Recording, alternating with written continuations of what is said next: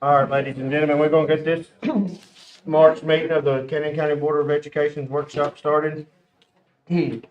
First is public comment. There's no one signed up tonight. Moving on, next on Thursday night will be the Good Citizenship Award, and then the Pledge of Allegiance, a moment of silence, and then the Cannon County's Employee Spotlight, then roll call. Number one on tonight's agenda is to approve the March 14, 2024 agenda of the Cannon County Board of Education.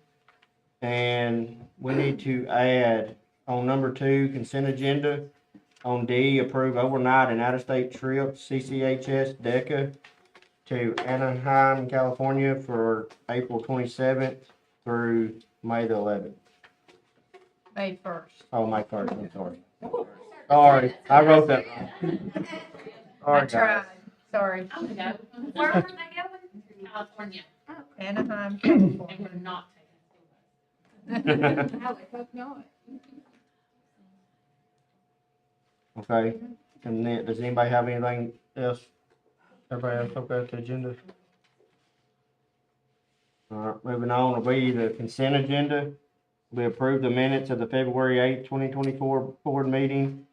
B is to approve Jamal Lane as Cannon County High School non-facility assistant football coach contingent on a clear background check and drug test. C is to approve the staff development in-service committee, and that is, do we have that in our packet? Yeah. Yeah, I thought we did. And then D is to approve the overnight and out-of-state trips, and that's the DECA trip we just discussed. Anybody have anything on that? Any questions for Ms. Melton on the committee? All right, moving on. Number 3 is the financial report, Mr. Douglas. And he sent that to you today. Earlier today, I sent you the financial report, and I sent you a little more detail on the expenditures, because we're getting close to budget time, and maybe you'd be thinking about some of those lines that are there, and things we might need to add, and things we might need to cut. We got a Batista estimate yesterday, or today, was it, Ms. Bonnie? We got it probably last week, but we didn't find We it figured out where it in the was. file until today. We figured out we got it today, so that's the first number going in next year's budget. If y'all have any questions? We'll have an update, that they'll be coming monthly, so, but we got an initial This is the amount first one. based on our data. But we have already corrected some of that data, so it should increase somewhat. Anybody have any questions for Douglas? Mr. Jennings? I don't have anything. See you at the board, the budget workshop. Thank you. All right, number 4 is the S report. Ms. Alexander, did you have anything? Did you all have any questions about that or about the allowability of the carryover? They've been telling us all along on SO3 that we would not be able to carry anything over into FY '25. Although they are going to be allowing that, it comes with more restrictions and rules, that second bulleted point. Again, we're still waiting on TBOE to tell us how much they're going to fund our summer learning camp. So that's why I was hoping I would be able to come to you today to be able to reallocate the money that we have for teaching positions for summer school. But they have not told us how much our summer learning camp grant is going to be yet. So hopefully we will have some money to reallocate. I know some of the things that Ms. Bonnie may have already spoken to you about funding after ESSER goes away are the standards aligned benchmark assessments for grades 6-12, the Mastery Connect. It's an online subscription service that provides the assessments and the detailed reports. Also, the iReady reading curriculum for RTI. And then the ACT CERT, which is an ACT prep program for grades 9 through 11. Those are all 3 resources that we have purchased with ESSER 3 this year. And those are things that I think we've made a lot of progress with. We're seeing lots of good results. So that is something that Ms. Bonnie has expressed that we need to continue. So hopefully there'll be enough money for us to, be able to fund all three of those things, and we'll do the carryover into FY '25. We'll just have to be sure that, it's encumbered by that September 30th deadline and paid by December 15th, but with those subscription services, those will be easy deadlines to meet. Y'all have any questions about that? So they're not giving us any more money that No. we can, unfortunately. No, Okay. no. There is nothing on the horizon that we have been told about anything continuing, even with the TNR core tutoring. We were really holding out hope, hoping that would continue to be funded. We've seen a lot of success. Ms. Connie Foster is monitoring all of our students that we're serving, and the data that has been collected so far has shown a very positive improvement in student outcomes with our tutors. So we had hoped that there would be money moving forward. And as we move in, hopefully after this March payroll as well, I know, Mr. Mullins, you spoke about the estimate I gave you for the positions that are funded through ESSER. So once I get through March payroll, I'm tracking in an Excel sheet exactly how much it is costing for all of those tutors, and it might come in less than what that estimate is. Right. That's just what's budgeted. So hopefully at the next meeting, I'll be able to give you guys a closer estimate of what it's actually costing for us to have our tutors. Thank you. Okay. Have anything else? All right, moving on is number 5 is the supervisor's report. Does anybody have any questions on the supervisor reports? I'd like to thank you for all the reports this month. Very informative. Anybody have questions on them? Did anybody have anything to add? All right, moving on then. Number 6 is to approve the surplus list from County High School. That is also in your board packet. It's like a wood lathe, a planer, metal lathes, welders. It's just extra. They're Older and equipment. non-functioning. All non-functioning. We actually took parts of others to make older ones work, and this is what's remaining. Okay, so after you surplus it, what do you do with it? I get with Melanie. We haul it off. Well, correct me if I'm mistaken, but if it's under $500, they can dispose of that, is that correct? There was something, Mr. last I would year, have to check, but I think it is something. I think it's under 500, then they can dispose of it. And we usually take it, and if it's metal, and give a little check for it. And then anything over that, then they do like they'll have like an off-chop, We Sealed haven't bid done that type in thing. years. Yeah. You can't get anything, you put it on that government site, you can't get anything for it. These are pretty old. I think you'd get more scrap metal than you would. That's what we really do, we just haul it off for scrap metal, and then Douglas just puts it back into the school's account. It doesn't go into maintenance, it actually goes back into general funds. They would go back to CPE programs. What it needs to, if no one's using it. That's what it will go back, it will go back into their program. Just hard to I was not, I was just excited. General funds, like, no. No, it does, but it goes back into their, it goes back into those program accounts. So, CPE needs more money. Yes. that- Technically, yes. All right. Any more questions? All right, number 7 is to review board policies tabled from February 8th, 2024 board meeting, and that's 5.3021 bereavement leave, 5.303 personal and professional leave, and to take into consideration to exclude 5.3051 FFCRA leave. Bonnie? And these are the policies that I brought to your attention after the review last month. I've highlighted what we've added. We added our MOU language for personal leaves for employees that have been with us over 10 years and employees that have been with us over 20 years.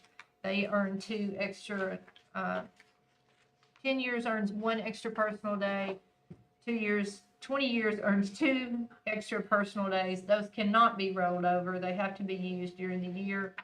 So I felt like that language needed to be in our policy so our employees would know, because sometimes they don't look at their MOU, they look at policy.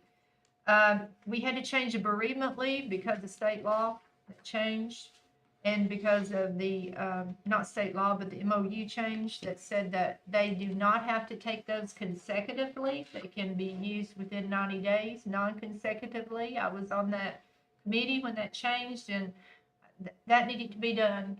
When someone's in grief, they don't always take their days. They work through it because that helps them. And sometimes they need to take days later to do personal things, business. So that was the change there, and the FFCRA leave was the COVID leave, and that no longer is in effect. So the policy needs to be removed. And that's it. Thank you, Ms. Bonnie. Number 8 is to review board policies 5.400 through 5.803 personnel part 2. Again, that's just more personnel issues. I've read all of those policies. I don't see anything with our MOU or memorandum that would require anything to be changed at this point, unless there's new state law. Okay. Okay, moving on to number 9. Is the approval of security festival at Cannon County Middle School. Who wants that one? Mr. Bill? Yes, sir. The security upgrade or fix there for where the receptionist handles office is there at the middle school, the old concession stand and ticket booth. But it'll be involving closing up the existing door when you go into the vestibule there, putting in a kind of like a ticket window, so she can still work with parents when they come in. And then just right across her office, they would cut open another opening for a door there. And that's going to be behind a secure doorway.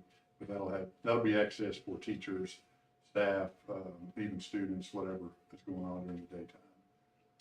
And I do want to give a shout out.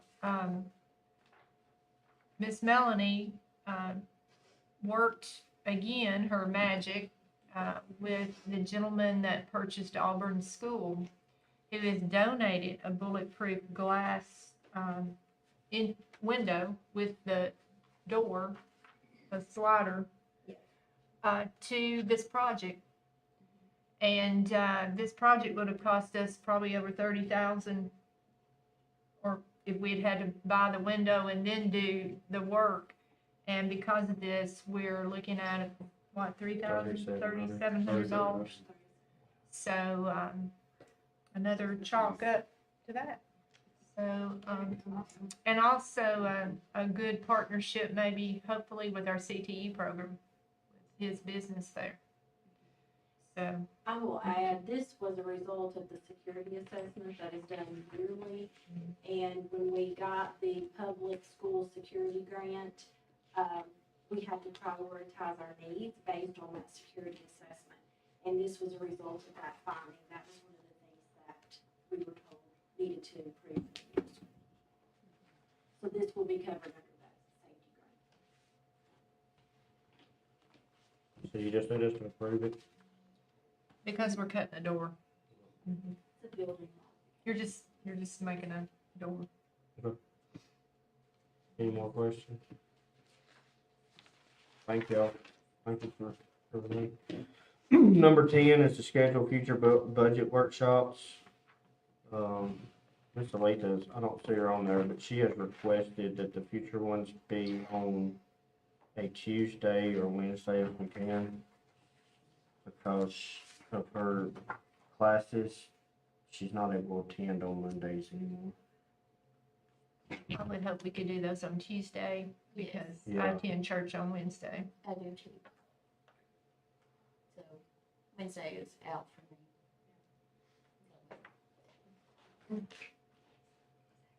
But I'm good with Tuesday. Do we wanna look at moving the March one from the 25th to the 26th? Well, the only problem with We've that already approved that. is we've approved it, and plus, we're getting ready tomorrow to send out the press release on it, and that's kind of been out there. Okay. So maybe if we keep that one, I hate to have to do that, but we're so, close to that date, I would hate to change it. Like the 26th, the kindergarten registration and all those. It is, and that would be a long day. But we could, the 16th or the 23rd of April, but that's cutting it pretty close.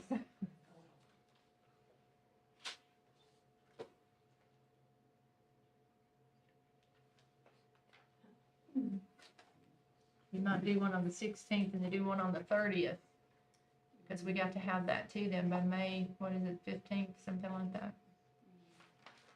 Well. Yeah, our board meeting will be the 9th of May, so we'll approve at that meeting. In May, I've got the 6th and the 7th. Oh, yeah, that is right, we moved them, so we would approve it the 7th. So you could do one on the 16th and then do another one on the 30th.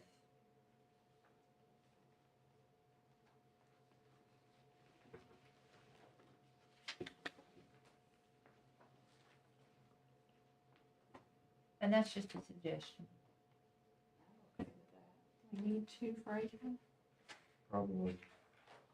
I would set 2, and that way if you didn't need it, then you could always cancel that 30th meeting, but it's only giving you 3 workshops 3 more workshops. to have a budget. And they say we have to squeeze one in between the 30th and the Yeah. 15th. Well, you'd have to Yeah, man, if approve you it. don't do it on the 7th, you just have to call a special call workshop to approve the budget Mhm. on, say, like the 14th, And you could do that. if we had to. Work it out now, not do special call. I think you could. I mean, it's pretty cut and dry. You'll know more of your allocations too in your April meeting, closer to that time. So, we're going, right now, April Tentatively. 16th and April 30th, and then we've got the one scheduled for March 25th already.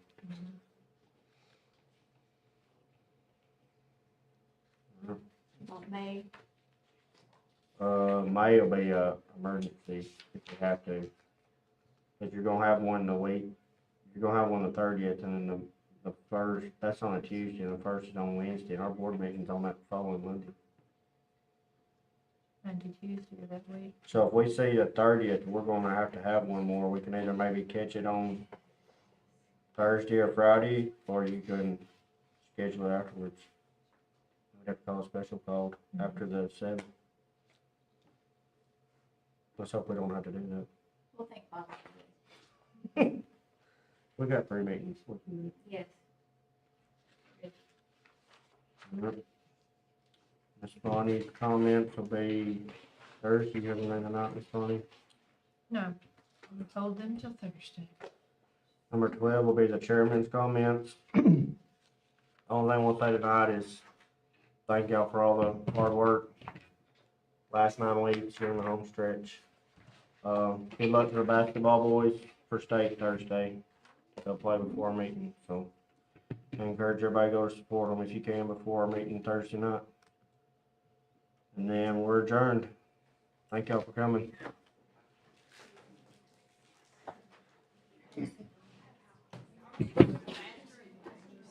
Gonna kill me. No. Say